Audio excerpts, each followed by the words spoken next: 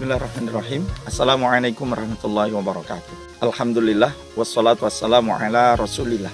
La haula wala quwata illa billah. Amma ba'du. Sahabat sekalian yang dimuliakan Allah, Rasulullah sallallahu alaihi wasallam mengingatkan kepada kita di antara yang bisa membinasakan di dalam kehidupan di dunia ini adalah ketika tidak sinkronnya orang-orang kaya dan orang-orang miskin. Kalau kita berbicara tentang harta, maka kalau disuruh memilih, kita diminta untuk kaya atau miskin. Maka pastilah jawaban otomatis kita itu kaya, banyak uang, begitu kan? Gitu.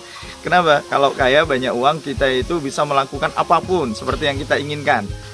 Dalam konteks yang positif ya, kita bisa beribadah dengan tenang, kita itu bisa sholat dengan khusyuk, kita itu bisa berinfak, bangun masjid, membiayai fakir, miskin, orang-orang lemah misalnya. Mungkin itu yang ada di dalam benak kita ya, ketika kita memang belum diberikan kekayaan oleh Allah Subhanahu wa taala.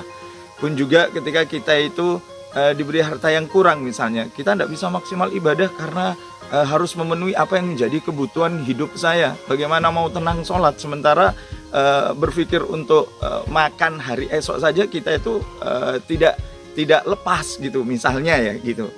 Maka kita tidak bisa menyalahkan ketika kita itu mendapatkan harta yang kurang misalnya, atau Allah mencukupkan harta yang berlebih, kita itu tidak bisa menyalahkan dalam tanda kutip diri kita sendiri, karena itu bukan pilihan bagi kita ya.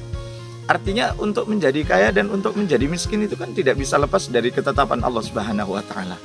Yang terpenting bagaimana kita itu memaksimalkan tawakal kita dan memaksimalkan ikhtiar kita kepada Allah Subhanahu wa taala. Kalaupun toh Allah memberikan harta yang banyak kepada kita, maka jangan lupa di antara harta yang Allah berikan kepada kita itu adalah ada hak orang lain ya. Dan yang membinasakan, yang membuat dunia itu binasa, kata Rasulullah sallallahu alaihi wasallam, ketika orang-orang yang diberi harta yang cukup, dia itu kikir gitu kan, dia itu pelit gitu, dia itu tidak lagi peduli dengan sesamanya gitu. Saya itu mencari harta dengan kepintaran saya, dengan ilmu saya, dengan kecanggihan saya memanage suatu pekerjaan. Karenanya saya kaya. Untuk apa kemudian saya akan membagi-bagi kepada pemalas-pemalas itu ya. Mereka tidak mau bekerja tapi maunya dapat uang banyak. Sebenarnya tidak juga. Ada di antara mereka itu yang bekerjanya dengan giat, tapi karena memang rezekinya belum Allah berikan pada saat itu, sehingga dia tidak mendapatkan cukup harta ya misalnya.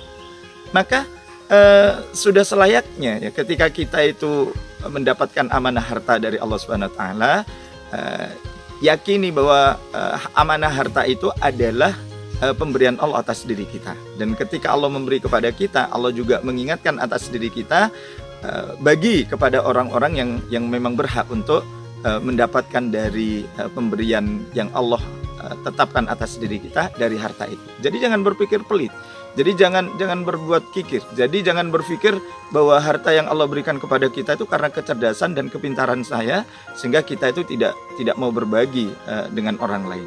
Na'udzubillah tsumma na'udzubillah min dzalik. Ketika itu yang ada, maka seperti dalam konteks kekinian terjadi kesenjangan yang begitu lebar antara si kaya dan si miskin, maka Allah tidak akan pernah memberikan kebaikan atas tempat itu, atas negeri itu. Na'udzubillah min dzalik. Semoga kita menjadi hamba-hamba yang selalu amanah dari apa yang telah Allah berikan atas diri kita dalam kehidupan di dunia ini, baik harta, ilmu, jabatan, dan semuanya. Amin ya rabbal alamin. Mohon maaf lahir dan batin. Assalamualaikum warahmatullahi wabarakatuh.